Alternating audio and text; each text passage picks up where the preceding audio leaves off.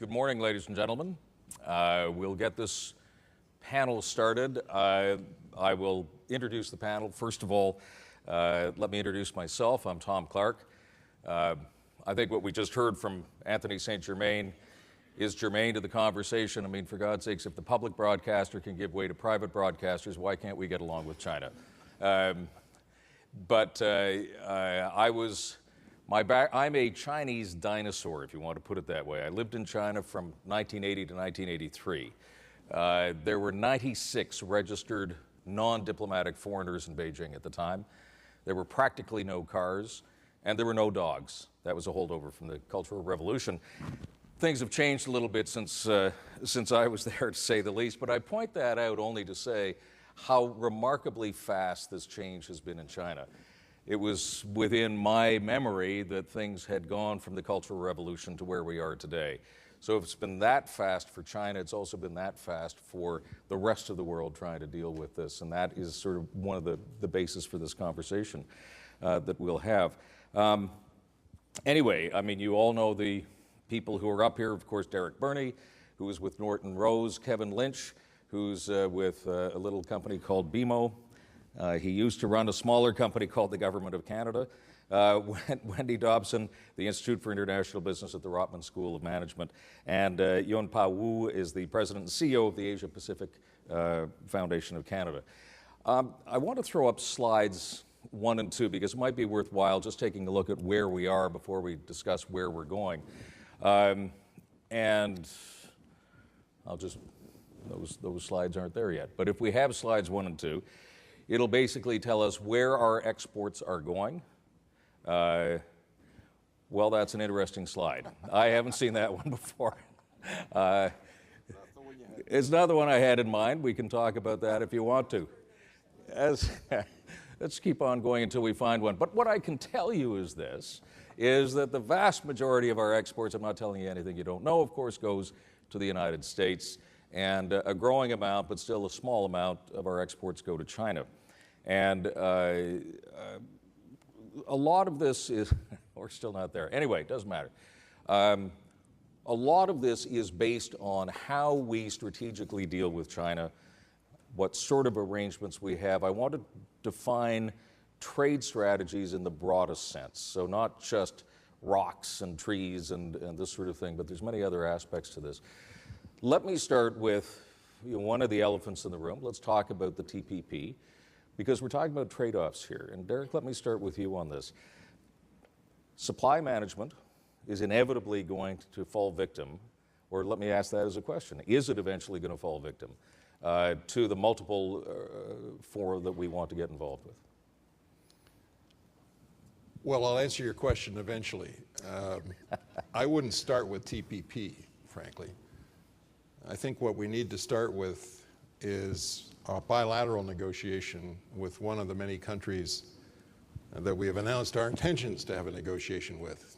I would say that we have a very ambitious trade agenda on paper, but we haven't seen much traction so far. So I think the first priority for the government in terms of strategy is to decide which country is going to be the priority target for a negotiation and go from there. I actually think, Tom, that if we get it into a bilateral series of negotiations, that will strengthen the prospect of whatever regional grouping may emerge, whether it's TPP or something else. But I think if we were to focus on, it took us so long to get in the door, I don't know how long it's going to take to see some traction from that, and a lot's going to depend, frankly, on the American election in terms of whether that goes forward in a meaningful way or not, in my view. So my tack would be very much, I mean, Simon Reisman used to tell us that trade negotiations were fundamentally about the decisions about what you want to get and what you're prepared to give. It's not much more complicated than that. So I think what we need from the government in the first instance is an indication of which country is our priority, what is it we want to get from them, and what is it we're prepared to give. And if in that context, the onion or the brass ring at the end of the day involves some adjustment of supply management, to come to your question, then that's what should be considered. But we shouldn't throw it away at the beginning.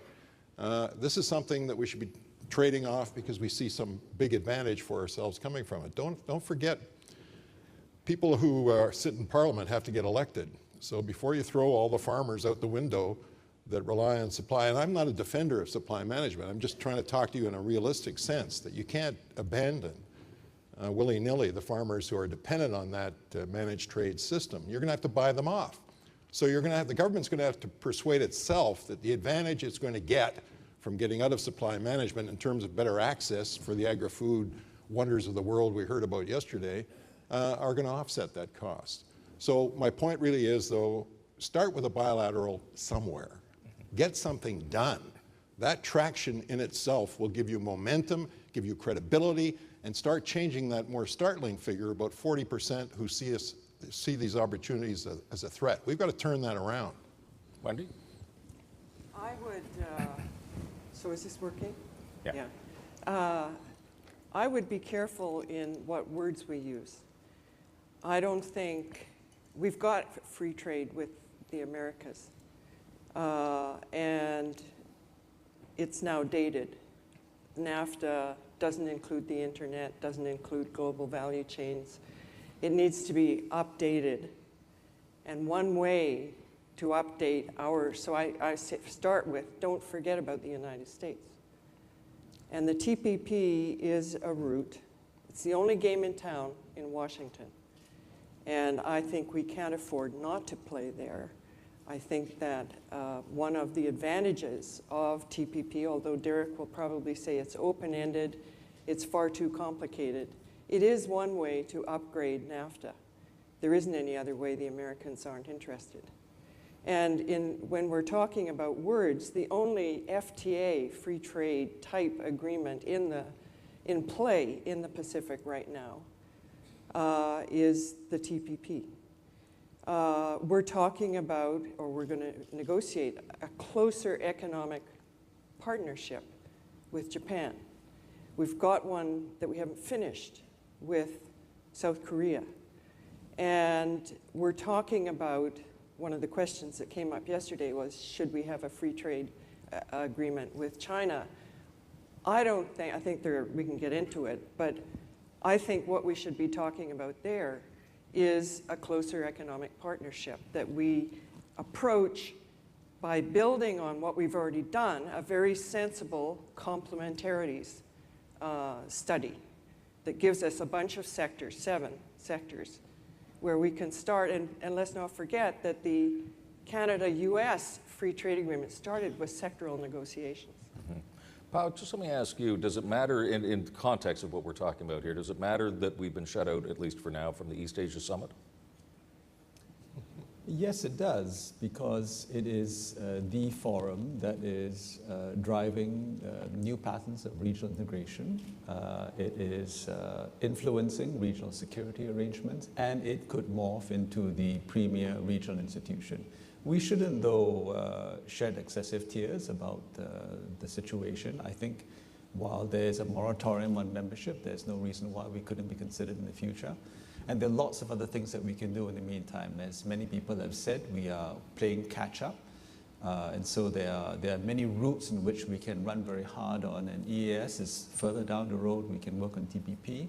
I certainly think we can work on a free trade agreement with the Chinese. We have to close the Korean deal. The Americans have a deal already. We don't. We're materially disadvantaged. There are lots of things to keep us busy. Kevin, on this round, let me go to you. Multilateral versus bilateral, trade deals that were either in or out.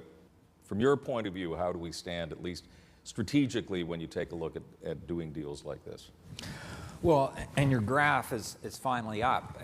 And what it says is we have to diversify. You know, we've got 74% of our trade, our exports, is with the United States. We don't trade more than 1% of our exports with any dynamic emerging economy in the world except for China, and China's 3%. So in a sense, our trade is almost exclusively in the slower growing OECD part of the world, and we have very, very little trade in the faster kind of growth. So we, I think as a national strategic objective, have to start to diversify into that faster growth lane. Asia is clearly part of it.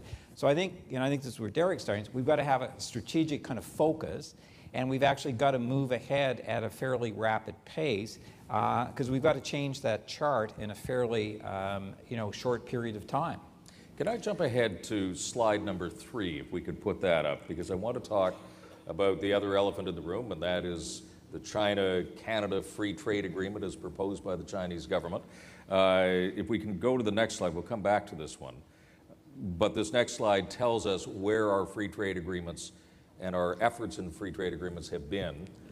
Here, I think this is fascinating. Trade agreements with Latin America, countries that are half the size and growing half as fast as China.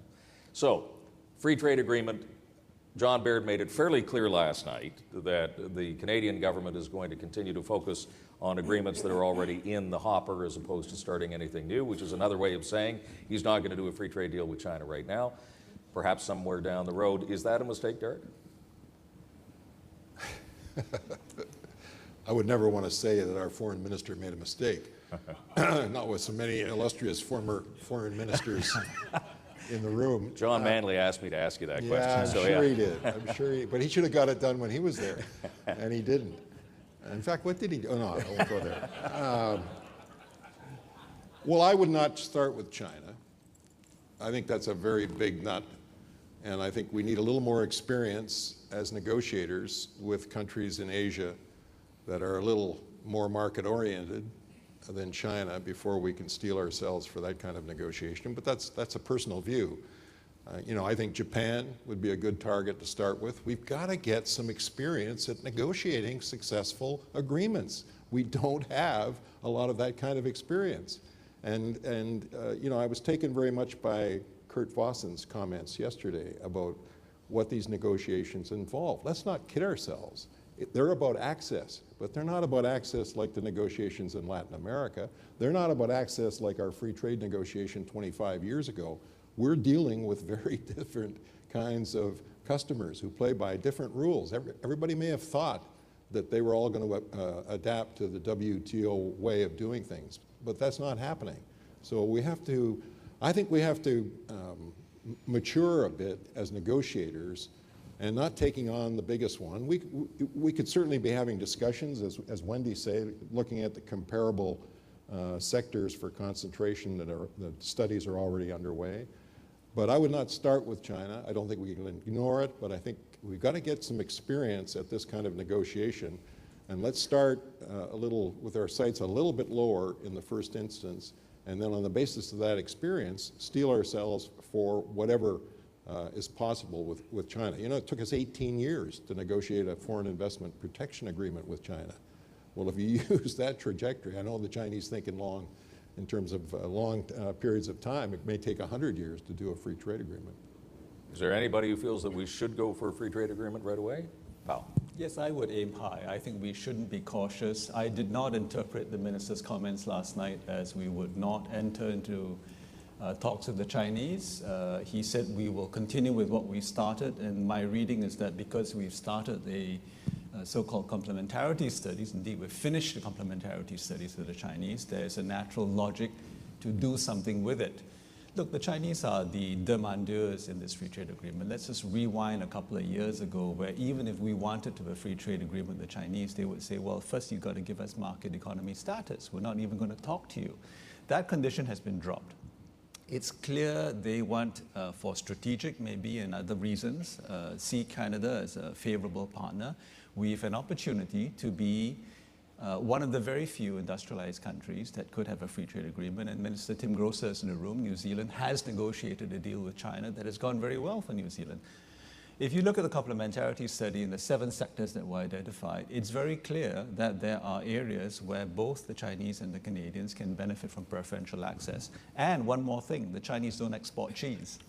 We don't have a supply management problem there. So it's quite eminently possible, I think, to achieve a free trade agreement that has much less of the dislocations that we would face negotiating with other partners. And final point here, it's all about preferential access to the markets that matter. When you think about the TPP, I'm for the TPP, but insofar as the TPP consists of markets that we principally already have access to through free trade agreements, there's little net gain for us. In China, it's not only a net gain, it's a net gain also in the sense that we will be one of the very few industrialized countries that could have that preferential access. I just want to underline before going to Wendy, that's the first time I've heard anybody bring China in as a defender of supply management, but well done. No, I didn't say that. What I said was that they don't pose a threat, so there's no need for us to have to worry about that issue in the bilateral negotiations. Wendy. China has a list of 25 agreements that they call free trade agreements. None of them measures up as a free trade agreement, except New Zealand. And New Zealand is the only the OECD country that has an agreement with China. And that's mainly because it's a sectoral agreement. So I think we have to look very closely and realize that China doesn't do FTAs, the kind that we would call comprehensive and high quality.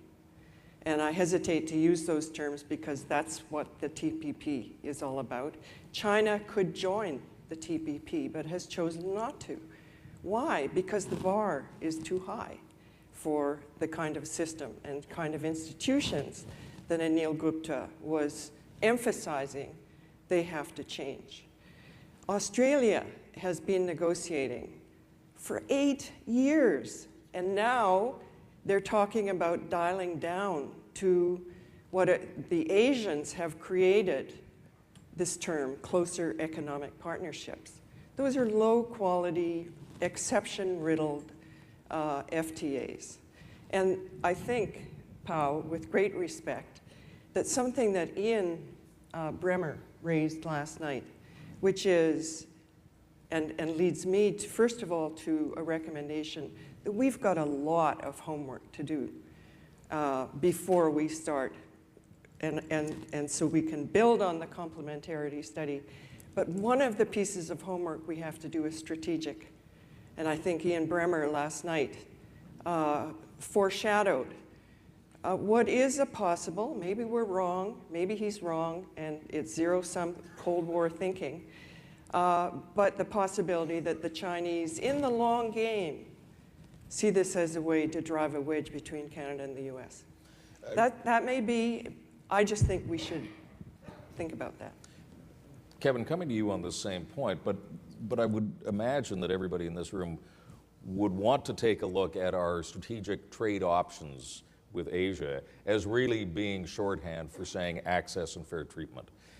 Absent a free trade agreement with China, how do we ensure then the access that we need and the level playing field, or as level as we can get? Well, I think that's right. I mean, I think what we need, and it's, I think the government is starting to make steps, but I think we need business, government, and others. We've got to have a strategic focus and a game plan for Asia. We can't be following others. I think Canada has an incredible opportunity to lead now. We are in probably relatively the best economic and fiscal and financial shape that we've been in relative to our major trading partners in the long term. That's noticed in Asia. They know that. That creates an opportunity to do things that we wouldn't have had another time. So I think we need a clear strategic focus. It's a little bit like the ramp up to the free trade agreement. It took a lot of national discussion amongst the various parties to come to a view of what we need to do. I think we need that for Asia first and foremost. And I think we actually have to have a Canadian game plan for Asia, not just kind of to be part of kind of others, because timing matters, and we have a potential of, we bring things to the table as it came up yesterday. I think that's got to be our focus. The second, if I just one other comment on that, is that I think, a trade agreement is not an end, it's a means to an end. What you really want is a deep strategic relationship, whether it's with China or other countries there. And I think we should keep our eye on the kind of the end of all this as well. And you can combine different parts, not just the steps on a trade agreement. The key is we've got to signal we want to actually develop that, and at the level and the standards that Wendy talked about that work for everybody, a win-win for both parties. Let me just add one comment.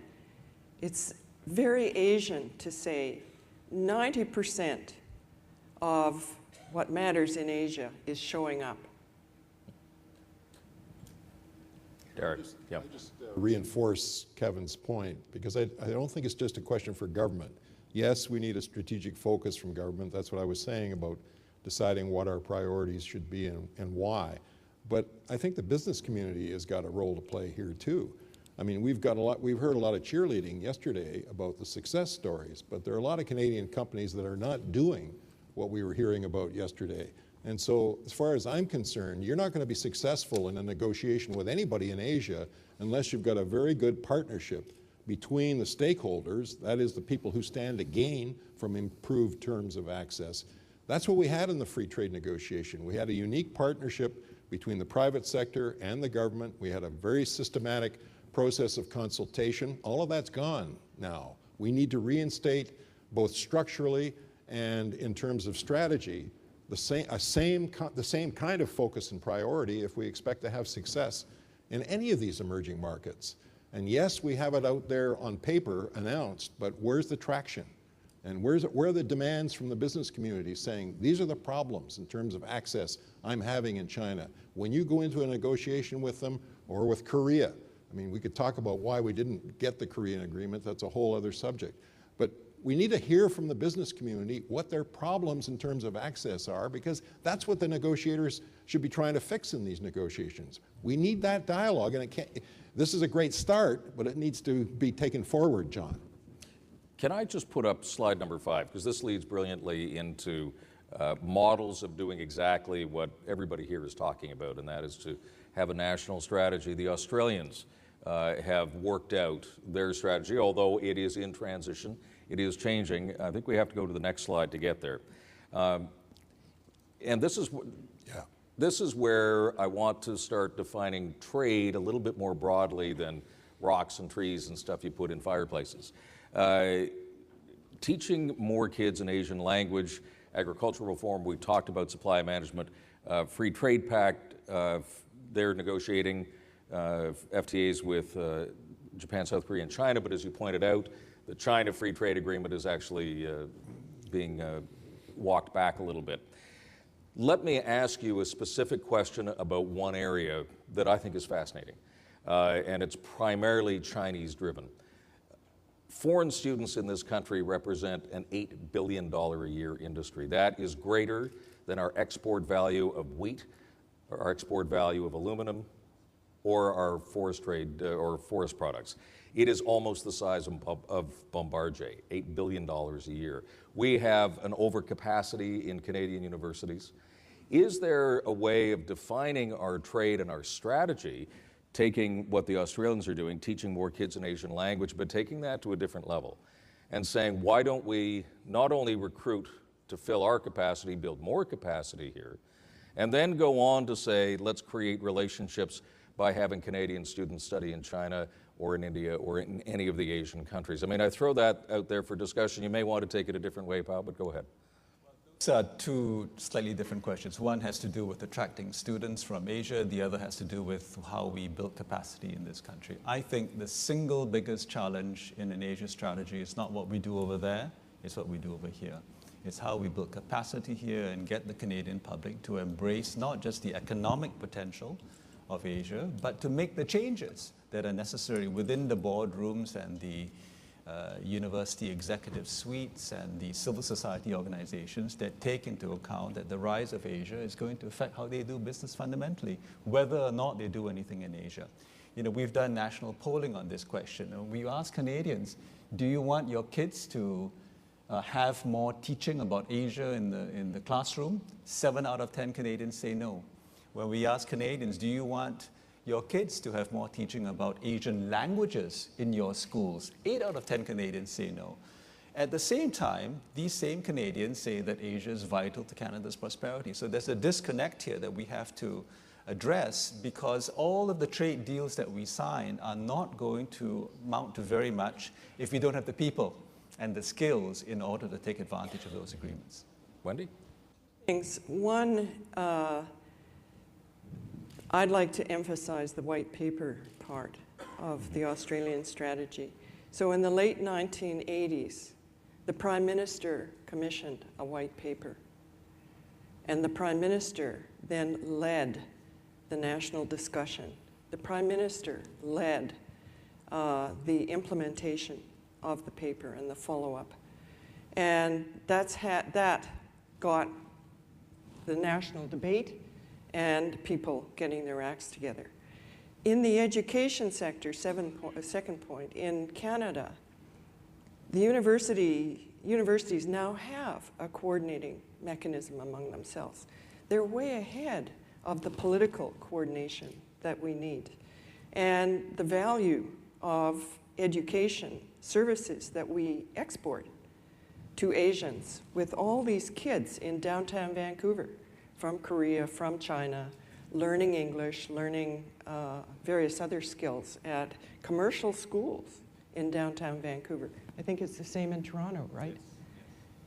You know, these educational institutions. There's $8 billion a year that we're exporting in services already. So there's already a platform to build on there. Okay. Just to pick up on what Wendy said, I mean, two things. The Australian approach, you know, one is there was a clear framing. And it was a frame that was there for business, particularly small and medium-sized enterprises, who I think we have to get into, and this is what Dominic was talking about yesterday. There is enormous potential for Canadian small and medium-sized enterprises to export to China and others, and it's the rising middle class or it's actually supplying to others.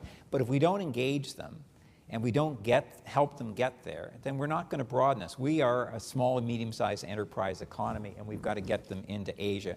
And part of the framing and the convening are two key things that government can do around an issue that's this big a pivot. On the education part, you know, education's a service, so it's part of goods and services. It's like anything else. You know, our proportion of the seats in undergraduate that we fill is dramatically less than not just the Australians, but the Brits are hugely ahead of Canada, as are the Americans. So this is not just good to do in terms of building foreign links, it's big business. And the Australian studies, which are probably the best, suggest that it's not just the direct expenditures by the students, but the families come and visit many times during the visit. Often it leads to purchasing kind of condos and even leading to business links. So what you get out of an undergraduate placement, if you're getting the best and the brightest from many of these countries, is a very long-term relationship and a lot of economic leverage. So I think it should be a focus for us, not just because it brings dollars today, but it brings long-term relationships tomorrow. Tom, I think we've got a lot to learn from Australia, and it's not just on the education side where we saw impressive statistics yesterday about how successful they have been. Look at tourism. They were way ahead of us in getting the privilege status from China for tourism. And look at the trade numbers. 50% of their trade is with emerging markets, half of that with China. Ours are in single digits in both respects. If I can add a light note to the conversation, I remember when I was with CAE and we were negotiating a joint venture for training in China with China Southern. And the head of China Southern there was a retired Air Force general. And I was a bit puzzled as to why he had chosen Canada and CAE, because I knew they were already training their pilots in Australia. So I said to him, I said, well, General, I'm delighted that you want to negotiate a joint venture with CAE, but you're already training in Australia. Are you not satisfied with the training you get there? And he looked at me and he said, but I want my pilots to learn English. I hope the Australian High Commissioner is not here. Go ahead, Paul. Question of Australia versus Canada. We have a lot to learn from Australia, there's no question about that. But you know, Australia's having its own debate about Australia, about China and Asia relations, and in particular on the question of Chinese investment. The Australians recently have blocked a number of prominent Chinese deals related to acquisitions of Australian companies. We have an opportunity to show that, in a sense, we're more open to inward investment from Asian countries, particularly from China. Secondly, it's often been said that the Australians have this advantage because they have geographic proximity to the region. Certainly that's true for Southeast Asia. But look, the distance between Vancouver and Seoul or Tokyo or Beijing is closer than it is from Sydney to any of those cities. Furthermore, Australia is much less, I think, of an Asian country than Canada is. We have a much longer history of immigration from all parts of Asia, as opposed to Australia, which historically has more immigration from Southeast Asia, very little from South Asia, and only recently from East and Northeast Asia.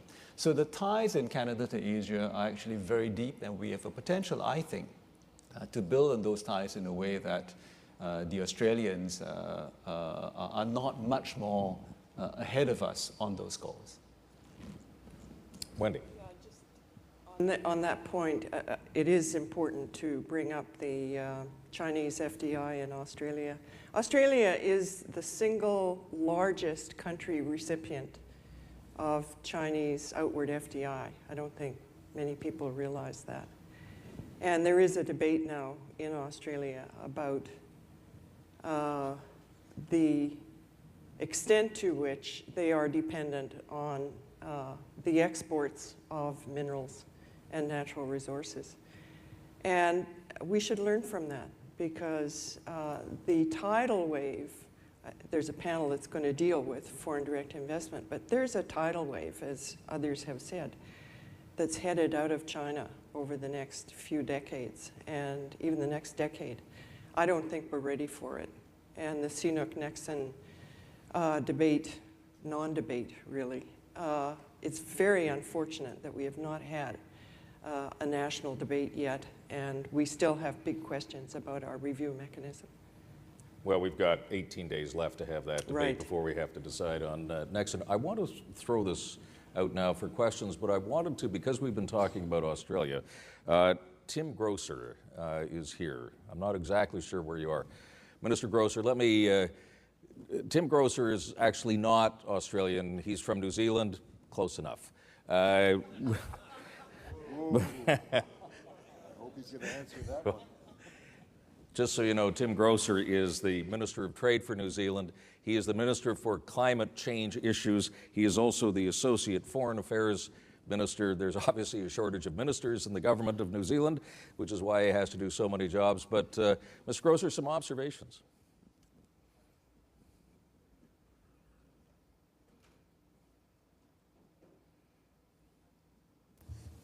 Well, fascinating discussion. Let me make a few points.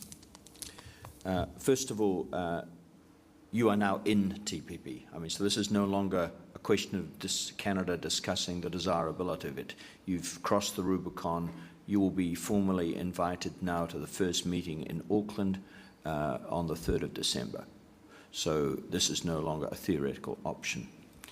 And my own feeling listening to this fascinating conversation is I mean, I can't escape my responsibilities as formally a spokesperson, but let me take more a think tanker type perspective on this discussion, since that's what I did at one stage of my career. First of all, I strongly suspect this is the NAFTA reboot.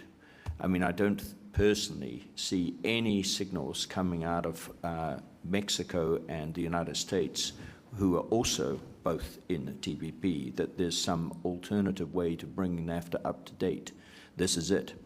So if you want to reboot NAFTA in terms of 20 years on, refreshing things like the rules of origin, developing new models for digital trade, which I think is a very interesting part of the TPP apparatus that your negotiators are going to see formally for the first time in a few weeks' time. If you want to grapple with the issue of comprehensive market access, including dealing with the very, very difficult issue of supply management, this, I suggest, is it. The second thing I'd say is as in all countries, large and small, is it's pretty important to avoid making false choices. First of all, listening as a friend of Canada, don't forget you're almost certainly going to see another important FTA concluded between Canada and the European Union. I mean, I follow this extremely closely and know the Canadian people most closely responsible for this. And while yes, obviously the Eurozone is going through its own acute difficulty, it does not offer the emerging economies growth experiences. Just let us never forget that who is China's largest trading partner? Europe. So this, at the end of the day, is an interconnected world. And yes, it's not the high growth story, but it's still a huge part of the global trading story. Similarly, in that vein of avoiding false choices, both you and Australia and ourselves are also at very tentative stages of looking at something called the Pacific Alliance, which includes Chile, Venezuela, Colombia, and 2 or 3 other very outward-looking Latin American and Central American economies. Where it goes, we'll see, but they're talking about deep integration models, which is a fundamentally different conception, I can assure you, for those of you not watching the internal debates going on in Mercosur right now. It's a very, very different proposition. So TPP is great, and you're in it, but it's not your only option. I think it is, having said that, is that from a Washington perspective, it is called by Washington insiders the only game in town on trade. It's not strictly true, because they themselves are talking loosely about an FTA with the European Union. But in a broader metaphorical sense, yes, all the momentum is with TPP. So in a broader sense, yes, it is the only game in town. I think it does offer Canada, I mean, don't forget that figure you have, 73.7% of your exports to the United States. I mean, that's been an unimaginable opportunity for Canada. But now, obviously, the case exists as we watch the emerging economies come forward into East Asia in particular to turbocharge your economic relationships with the emerging economies of the Asia-Pacific. And please do not forget ASEAN. We in Australia certainly have not. We in Australia have forged, essentially, we've done a TPP with ASEAN. And literally, it's all done. It's been negotiated. It came into effect finally this year on the 10th of January when Indonesia finally ratified it. So it's a fully comprehensive, fully clean FTA with all of these 10 economies led by this giant Indonesia, which people are going to have to learn a lot more about in the future. And we think this will be a very important agreement for us. There's also this other agreement that one of your colleagues mentioned on RCEP, which is one of these horrible acronyms, but it means a regional economic partnership, which will involve, again, ASEAN, the East Asians, and Australia and New Zealand, and potentially India. I think this is much more over the horizon stuff. I also want to talk about China very briefly. Look, I understand there's very little understanding about China's FTA strategy because it only has one FTA with a developed country, and that is with us. It is not a sectoral deal. Let me be absolutely blunt about this. This is a fully comprehensive free trade agreement in goods. The only exception are a small collection of forestry tariff lines, which are staying around 5 to 7% because American negotiators, during the protocol of accession of China, insisted that those tariff lines could never be liberalized except on an MFN basis. In other words, couldn't be liberalized in an FTA on a preferential basis. But apart from that, which is a legal technical problem, everything's going to zero. 90% of our trade is already at zero. So China is able to do fully comprehensive FTAs, although we've only got one extant example of it, and that's with New Zealand. And we have built on that a comparable matching agreement purely of strategic significance with Hong Kong, and we are well advanced into a similar space with Chinese Taipei, the third customs territory of the Greater China space. So I think it's, you know, don't assume that we can't do China.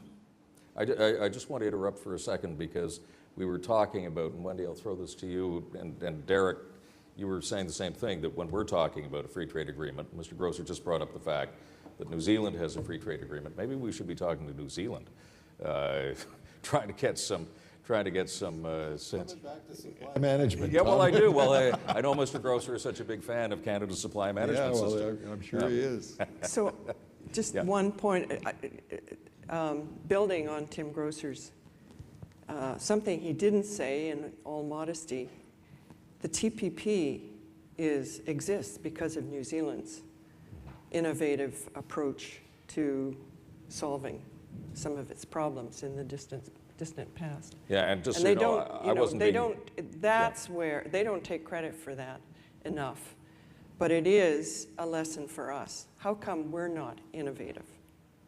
And I was not being the least bit flippant when I was saying that we should probably learn from New Zealand because they've been there first. No, he wanted to Can I make just another point. conclude with one final comment? The reason we haven't been innovative, Tom, is that first slide you showed, 74% of our trade with the Yeah. United States. We've been dining out on that one for 25 years now. And, you know, what you didn't show was that 10 you years were ago. responsible for that, No, Derek. but 10 years ago, that number was 89%. And it's expected that within 10 years, it's going to be 65%. I mean, that's what we should be looking at. That's the wake-up call that we need in Canada in order to give us a better focus, a tighter focus, a smarter strategy for Asia. A final comment, Mr. Grosser?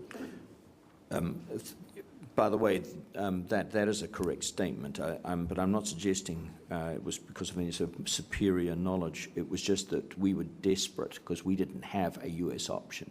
So we're like competitive markets. We did it only because we had to. I'm sure if we'd have had a soft option, we'd have taken the soft option any time. And my final point is not an ideological point. It's about the WTO. Right now, this is on life support. We understand that, although the acquis of the system is holding up so far remarkably well, and that is a massively important part of the overall architecture of the system. I mean, while we explore all these options, let's remember that the only reason this is possible without causing enormous trade diversion, trade deflection, and discrimination is because it's floating in a relatively benign sea of past achievements of multilateralism. Now, we don't know where this is going. Some of these bilateral agreements, including TPP, may be a damn sight easier to bring forth if we recognize there are some things they'll never do. I mean, we're never going to do agricultural subsidies in TPP, I can tell you that from the start. We'd love to, but we're not so naive to think we can. And any conceivable deal that they can ever pull together in Geneva is going to involve a 70% reduction minimum of trade distorting support in the United States, 80% reduction of agricultural trade distorting support in Europe, and 80% in Japan. I know this. I used to chair those negotiations. So don't, in your efforts to try and feel, you know, macho because you recognize nothing's going on that's real at the moment, don't write the WTO off for all time. Thank you.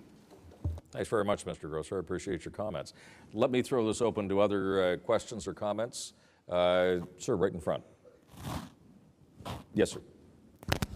Thank you. Stephen Toop from the University of British Columbia. We've had very interesting observations on strategy, on framing, and on false choices. And I'm curious whether the panel would express itself on its own view of what something that is called an Asia strategy might actually look like. I'm so struck by how often the conversation devolves to China when we're talking about an Asia strategy. We know there are lots of other options here, but for Canada to actually play the role that I think you're all advocating, how would you trace out some of the choices that we're going to have to make? Not a large country, not a huge bandwidth, perhaps, on some of the trade discussions that need to take place. Where should we be putting our emphasis? Thank you. Kevin, do you want to tackle that? Sure. I think, Stephen, that's exactly the right kind of question, because, you know, we have to, I think we need more than a China strategy, but it can't be every country in Asia as well. So we have to, in effect, get out of the, you know, Canadian trap, which is to try and do everything equally with everyone. And so we've got to figure out what's in our national interest and equally something that works for the partners. And I think as we look at kind of India, China, South Korea, Japan, other countries, which ones match up best with both what our comparative advantage is in all sorts of kind of areas and their needs, and actually do that in a very analytic way, and do it not just inside government, but I think we've got to have the broader debate. I think until Canadians feel there's both a burning platform and a burning opportunity, we're going to have trouble moving off the status quo, which is 3/4 of our trade with the richest but a very slow-growing country in the world. So we need that very analytic view, what's best for us, and then equally, it's got to be a win-win for the other partner and start to engage. And it's got to be a focused set of countries, and it's got to be across a range. I think it has to be education, kind of tourism, and a limited number of sectors where we can bring advantage to the table. And it's not just trade agreements. In fact, relationships now are much more complicated and sophisticated than just trade. They're investment, they're kind of resolution. Dispute resolution is as big an issue for business dealing in other countries as the other thing. So we've got to be looking ahead to what Canadian business, universities, others kind of need, and find partners that are interested in actually doing that. And I think that Canada has more of a chance to negotiate these relationships than a lot of other countries do at this point in time. And so I think we should seize the moment. Yes, go ahead. I very much agree with Kevin's comments. I'd simply add what all of us are tired of saying, which is we have to get our act together in terms of a mechanism for consultation that involves the various levels of government and the various players, including business, of course, but First Nations, NGOs, all of whom have huge interests, and work together around some agreed goals. Right now, it's ad hoc, and nobody is working together unless somebody makes a huge effort to make it happen. And it should come from the top. Which takes us back to the white paper that you were talking about earlier. Well, it's a bit late for a white paper in Canada, but I'm talking more about a mechanism to support and advance what Kevin's talking about, which is based on a white paper, probably. Tom, I have to say I get a little nervous with words like strategy. And when I hear we're going to have a strategic dialogue with the United States, my heart stops because, it gives the impression that we don't know what we're doing. As far as I'm concerned, we need to get on with it. Just do it. Just start doing some things. Don't try to give it a big umbrella that will get us into further debate as to whether we've got it right. I think the country is looking to the government to lead. They want the government to signal what is the priority, why is it the priority, and let's go for it. We're, more announcements about yet more trade deals that might happen is not the answer. We just have to pick one, do the analysis, determine which one is the best one that we can do, and get on with it. The strategy will fall from the act, not the other way around. I get very nervous when if we spend time groping for a strategy, we just won't get anything done. We've analyzed foreign policy in this country for the last 40 years, at least 8 times. Why? Because we're frustrated with where we are in the world. It's got nothing to do with a lack of policy, it's just a frustration of geography. We're living beside the elephant and we love it, but we're not comfortable because it doesn't give us a sense of self. If we were in the South Pacific like New Zealand and Australia, we wouldn't have that problem. So we study it and we study it and we study it. You know what? We get more resonance when we actually do something. Powell? More of a bottom-up approach on this. The principal question, I think, is that Canadian stakeholders don't really understand what's happening in Asia and what they want out of Asia. And so we've been doing at the Asia Pacific Foundation for a year and a half now what we call a national conversation on Asia, where we work with specific groups of Canadian stakeholders to talk about what their interests are in Asia. And the reality is most of them haven't thought about this issue. So we're working with seafood producers in Nova Scotia or the environmental groups in Toronto or First Nations in British Columbia and talk about their Asia strategies, not the Asia strategy, but their Asia strategy. And I think it's possible if you can start to agglomerate these strategies at the sectoral level, at the civil society level, at the business level, then there will be the elements of a national strategy you can begin to make out. And let's be realistic. I think, this government, other governments, there isn't an appetite for big strategy these days. It's leading from behind. But if you don't get the public behind an Asia strategy in their particular interests, if you don't get them thinking about what that might be, it's going to be very hard to craft a national strategy. So let's do all of the above, but I really support what Derek is saying. The one caveat I have is that take the discussions with, or the negotiations with Korea and Singapore, which Singapore's been stalled for 12 years or 11 years. My one point is let's serve the national interest. And too much And too often, in an ad hoc approach of doing something, we get trapped by particular sectoral interests that trump the national interest. And, you know, you've got to make long-term trade-offs. A hard choices in the national interest. Let's go back out to the audience. Yes, sir. Gordon Holden from the China Institute, University of Alberta. Question I had, and I know that Mr. Burney was speaking of, you know, we need to pick the most likely one and move forward. There's one risk there. I know that the Korean foreign minister was in town last weekend, and it appears that there's a consensus that we might move forward, perhaps with Japan's problems with China. They may be more interested. I mean, although we've been trying for a generation of some sort of arrangement, it's true that China has a genuine FTA with New Zealand. Australians have been trying for 10 years, partly because they got a large industrial sector. We have an even larger industrial sector, problematic. But can we not do an all-of-the-above strategy? The narrow question I have there is, do we have the capacity? Why do we have to pick and choose? One may fall by the road. Can we not be simultaneously pushing all of these options, or is that beyond our capacity? I don't think we have the capacity, would be my short answer. That's why I said what I said. I think we need to train a whole new generation of negotiators, for one thing. I mean, the 9 agreements we've done are not all that, they don't add up to a whole lot of bulk. Now, mind you, the European one is in a different category. I don't know if it's going to do anything for our economy, but it's certainly going to provide a template for negotiation going forward. So I'm not begrudging that. But, you know, it will be all of the above, but what we're talking about is a sequencing. And I don't care what the sequence is. And you may start with one, and then you may find another one going at a faster pace. I'm not making that decision, but we've got to get started.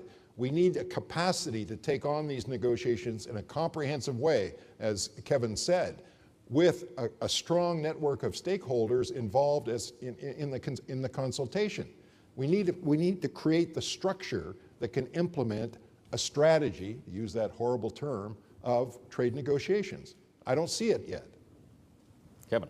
And Tom, you know, success is going to require more than trade negotiators and trade agreements. I mean, we've got to actually think, do we have the leadership in the Canadian business community that knows these markets, knows how to kind of modify our products and our services to do there? I mean, we've got an incredible multicultural, multilingual base in Canada. We produce middle-class goods and services. That's what Dominic told us there's huge markets for. But I think we've got to make sure, if we're thinking about this longer term, our business schools are turning out graduates who actually are trained to do global business, not necessarily just North American business. So I think as we start to think through what success is, we got to engage everybody and take a very long-term view of what it takes to be competitive in Asia. Just add to that, as someone who does teach students global business, tremendous enthusiasm. They can't get jobs, entry-level jobs in Canada, far too often, and they have to settle for something else or leave the country. Mr. Demery, you had a comment to make. I think it's been answered by the panel, so I'll leave it. Very good. Sir, yeah. Actually, I would like to pursue this question of bilateral versus multilateral. Could you just identify Sorry, my name is Amitav Acharya. I'm a senior fellow of the Asia Pacific Foundation of Canada and a professor at American University of Washington. I've been following this for 25 years. The debate remains bilateral, multilateral, either or complementary, or multiplex. And of course, recently the issue has come up, and Mr. Burney, you wrote an op-ed, I believe, with Mr. Hampson in Globe and Mail, which was actually carried a very misleading title. I know Surin Pitchuan for 15 years. He'll never rebuff anything at Canada's, and he's not in a position to also deny Canada a seat at the table. But the question is, this is a perennial architectural question. And Gordon Holding, I respect a lot, for a long time, just put that point on the line. Why can't the United States is doing it? Of course, the United States has more capacity, but Australia has been doing it. Australia has been both doing bilateral and multilateral, both in economics and security. So why can't Canada do it? I mean, is it a confession that we don't have the national capacity, this country with its brain power? Maybe we should get some people from Australia or New Zealand, get them to migrate to Canada. So my question is, it can be done. It's a question of whether there was a policy window for this. Now we have one. As the minister's speech very clearly made, the policy window is that Canada would pursue both options. So I'm not convinced that one cannot do it both simply because we don't have enough human capacity. Probably the answer lies in what Wendy said. The job prospects for trade negotiators may not be very great, especially at the time when the WTO is going down. But those things can be changed. So could you please convince me that, I mean, I know you're talking about sequencing and not either or, so I fully appreciate that. But why can't we just do simultaneously? Well, we can debate forever whether we have the capacity or not, and I don't think either you or me really knows the answer to that. But all I'm suggesting is I don't see the value in trying to run in 15 directions at once. I'd rather see us proceed in a more methodical manner, picking our priorities, not making a distinction between multilateral and bilateral. One can reinforce the other. After all, the free trade agreement with the United States was a catalyst for the Uruguay round, which is the last multilateral trade negotiation that ever went anywhere. So I'm not making choices between bilateral and multi. I'm only suggesting that we should get some experience quickly and sequence our trade negotiations, which are broader than trade, as Kevin said, in a manner that serves the national interest.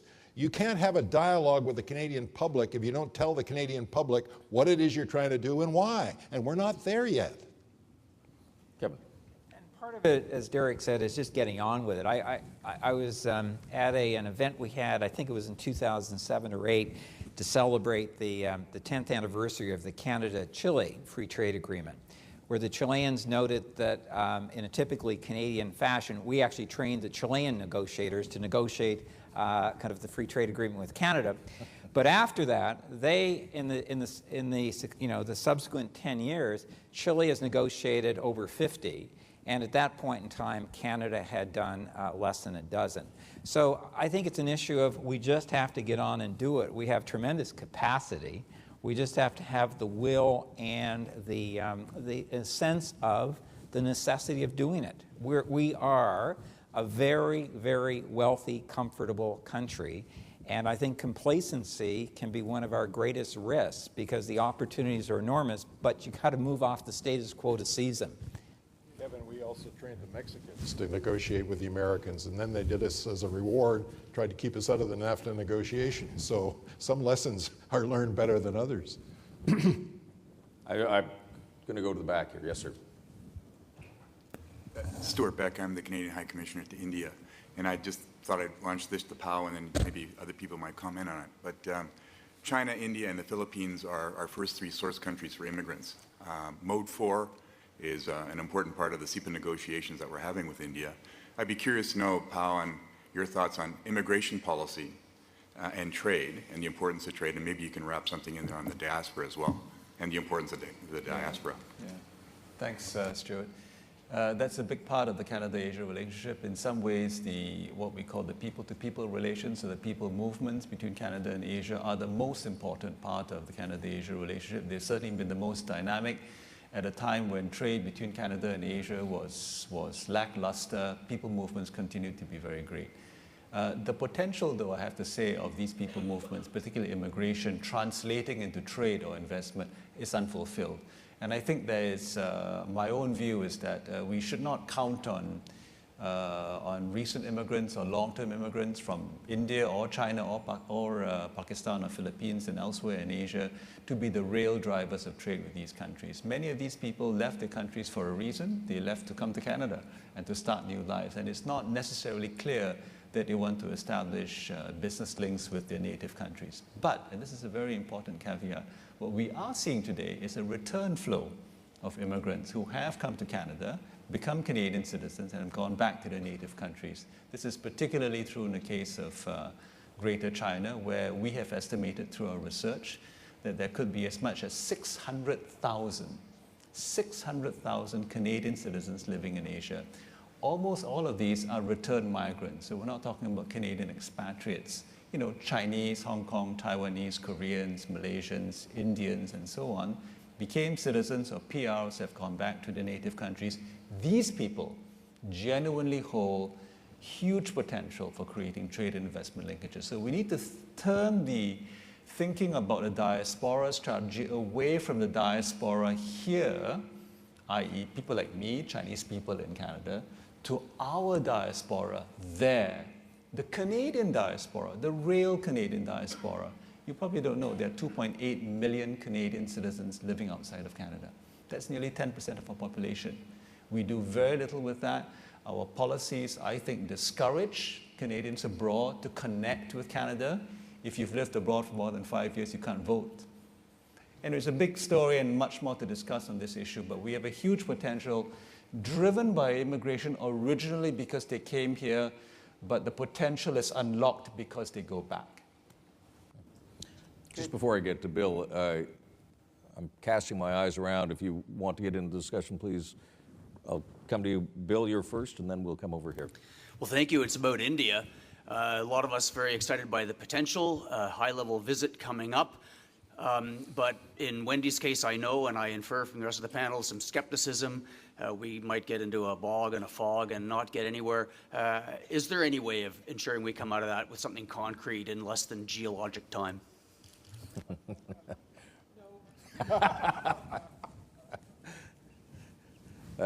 That's it? No.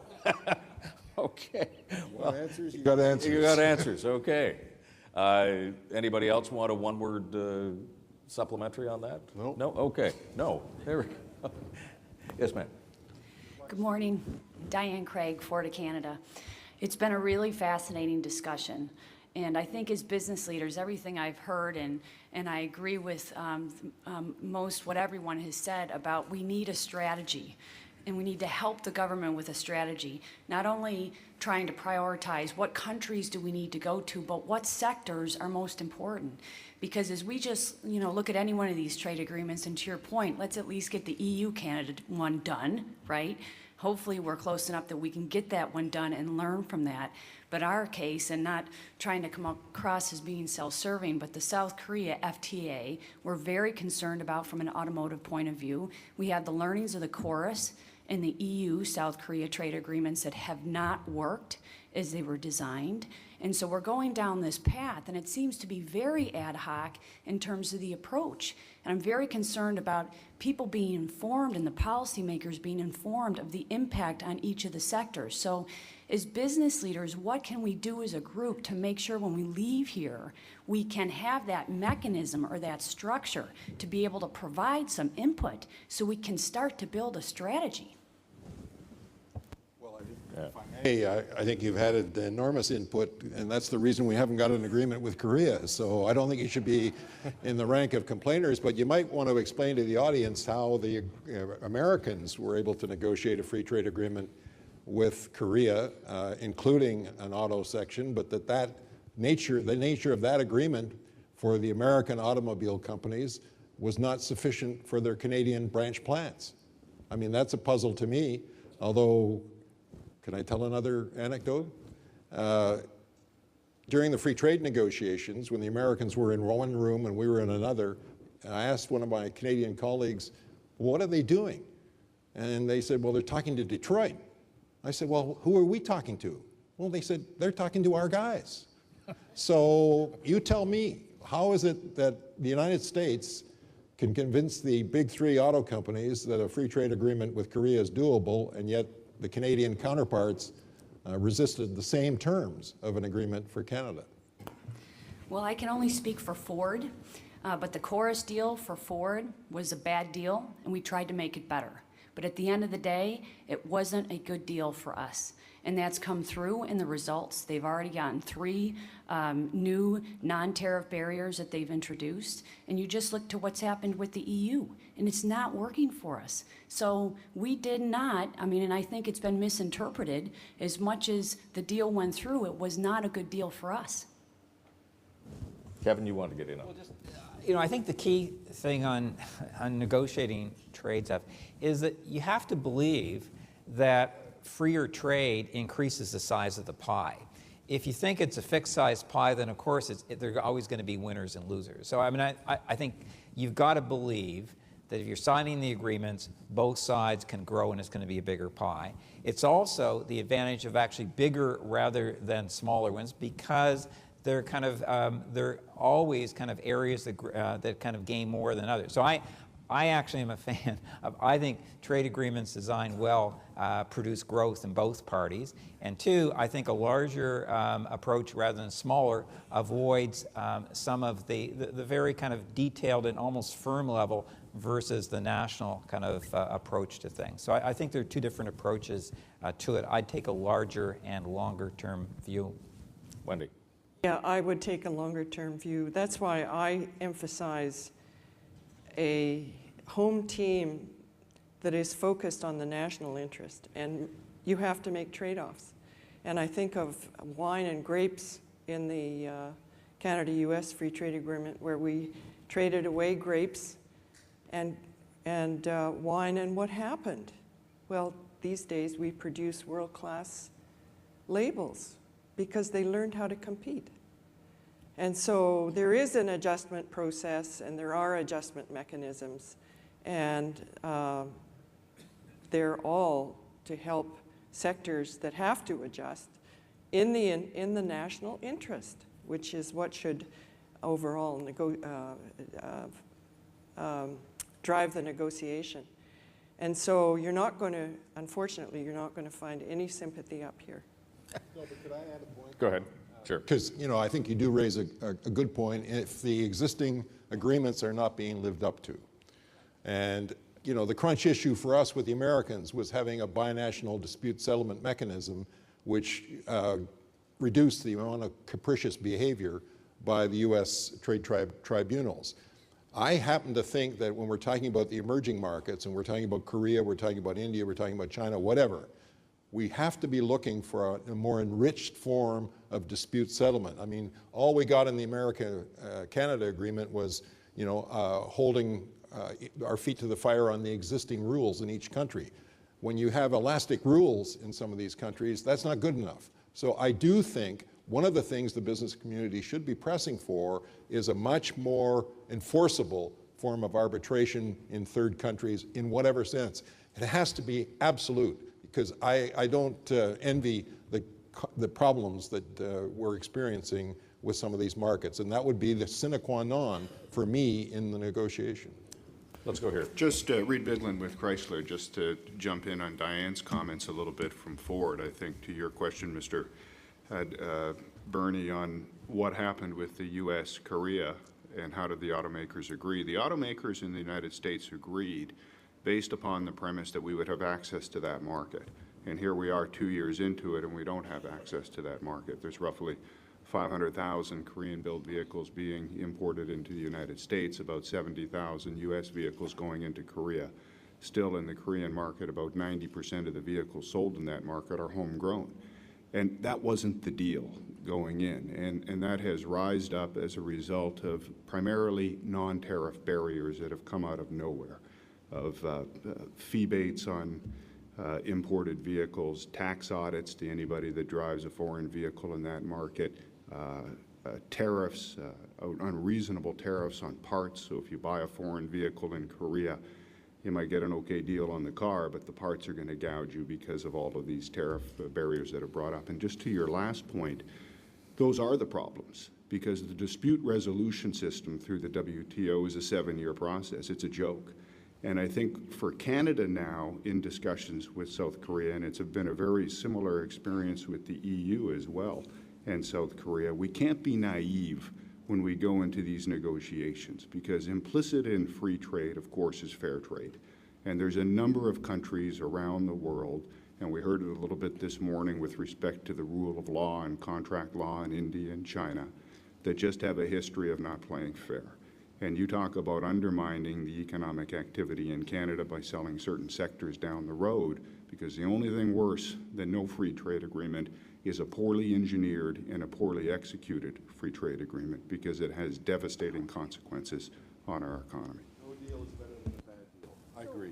Powell. What is the dispute settlement mechanism in Chorus? Do you know? My understanding is WTO WTO complaints, It's and then WTO. the adjudication process for that, 5-7 years, you might have an answer. And that's an eternity in the business world. It's in essence none. Received the same question in a different forum from the Pork Producers Association, who have been asking why this deal hasn't been closed now that Chorus is concluded, and American pork producers have a significant advantage in the Korean market over Canadian pork producers. So this is not to pit pork against cars, but Kevin's point, Derek's point, Wendy's point stands. It's in the national interest. We have to weigh the costs and the benefits, and there are sectors that are hurting in this country right now because their products are no longer competitive in Korea because of the, 10-20% tariff margin that American producers have. Your comments, I think, are very helpful precisely because the negotiations are underway, and presumably our negotiators will have to think about dispute settlement mechanisms that don't drag out on and on. But the imperative to get the deal done, I think, is vital because I believe that in the end, freer trade expands the pie for everyone. That has to be the objective. Can I just, we've only got a couple of minutes left, but I'm seized with a very practical question here and mindful of who's in the audience. You have all said in various ways that we have to have, whether it's a white paper or a strategic direction, that is an agreed to national imperative that has to include the general public as well, that it's not going to work if it's just on the very narrow band at the top of everything. So the question is this, considering who we're speaking to right now, how, unravel that process for me. How do you do that? How do these CEOs engage so that at the end you have a public buy-in, not just a political buy-in on a national strategy? Well, I can only give you the example of the free trade negotiation where we had an overarching international trade advisory committee that involved virtually every sector that was involved in trade with the United States. And then below that, we had individual sectoral advisory groups on international trade representing the individual sectors. And the negotiating team consulted with those advisory committees on a regular basis. In recent years, with some of the smaller free trade agreements we've done, I'm not talking about the European one, isn't done yet, the government has filed a notice in the official Gazette and invited those who would be affected by the negotiation to make a submission. And I think the meetings have been much more informal than structured. I guess my suggestion would be we not only need a new structure for the trade negotiating team itself, but we also need some form of network that with the private sector and the public, yes, and the provinces, absolutely, that can be drawn into the negotiation consultative process without being at the table. Right. And I should point out, this being the anniversary of your handiwork on the FTA. Coming up, exactly. But you had the public buy-in on that, there was actually an election fought over it. So there had to be a public discussion. Kevin, do you want to pick up the thread? Yeah, well, I mean, I think conferences like this, I mean, this is a great initiative. The fact that it's the first is interesting. Hopefully, it can't be the last, or else we're not going to move ahead. So, I mean, what you saw in the free trade agreement, and it's not to do, again, what we did 25 years back, but actually to learn from what worked 25 years back, which was we engaged every sector, we engaged big business, but all small and medium-sized, because all of them felt that they actually had both a risk and an opportunity. And it's that balance between pressure for change and support to change that we've got to find. And unless we have a national conversation on it, we're not going to have that engagement on both sides. Wendy? Well, I would just add that I think a good output from the business community, large and small, that lays out their view of what the priorities are and the need for a strategy would help a lot. It comes back to Canada, US, and the huge role that the business community played in getting those things going and pushing them along. Powell, final word to you. We need a national conversation on Asia. It cannot be led by government and business, but it has to be supported by those two groups.